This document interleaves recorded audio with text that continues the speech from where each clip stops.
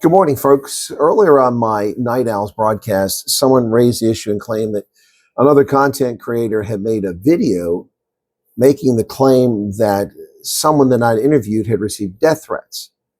Well, I'm unaware of anyone I've interviewed, the 30 plus families I've talked to, ever receiving any death threats related to the interview. So it sounds to me like someone's got bad information or something's not being shared. And then I just spent the last hour watching Bluellant episode 5. In that episode, it's probably, I think, arguably the best produced of the episodes so far, of the 5 episodes.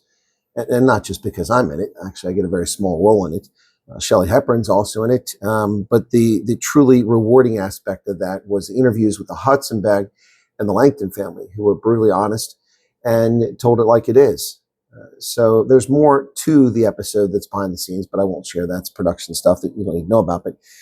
But in that video, what was discussed was death threats because someone had been interviewed. Well, no one knew who I interviewed, and I didn't interview anyone. And there was no death threats as a consequence of that.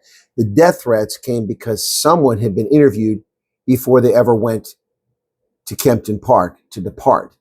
It was a consequence of someone having already been interviewed by a media outlet in South Africa, not by me. No, I interviewed Thea van Straten, and I held that interview. So I find it particularly reprehensible for people to imply or to openly state that an interviewee of mine was given death threats. It sounds like someone's conflating what happened to the South Africans in South Africa. It has nothing to do with me or with any of the interviews that I've done. They were threatened because someone amongst them, I don't know who, leaked it to the media, what was going on. Nothing to do with anything, any of the 30 or so families I've interviewed in the States.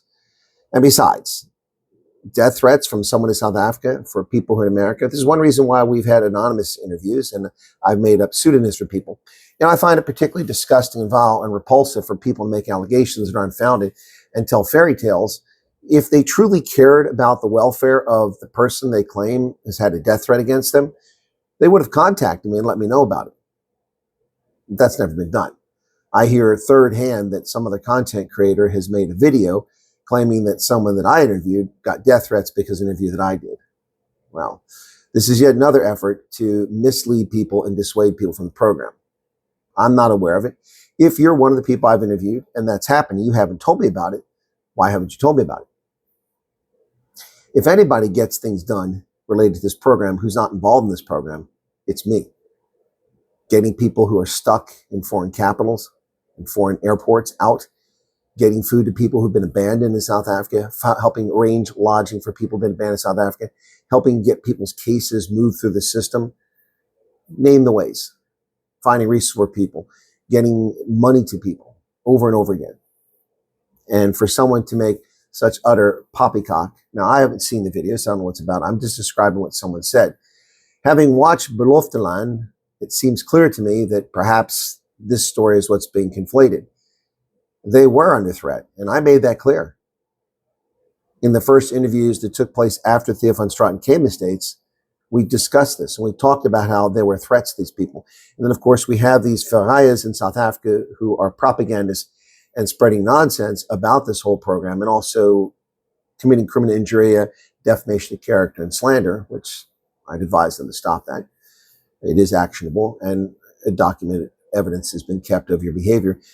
But these people are just spreading nonsense that really is ridiculous, and it needs to stop. Again, someone compromised the fact that these people were gathered in Kempton Park, and there were genuine threats against them, and there were death threats. Those were the death threats came from. I had not interviewed any of these people. The U.S. agents who were there protecting them didn't just show up that afternoon, because I interviewed Thea van Straten on the Saturday. These death threats came before that. That's why these people were there at the airport, to protect them, because some Ferraya spoke to the media, South African media.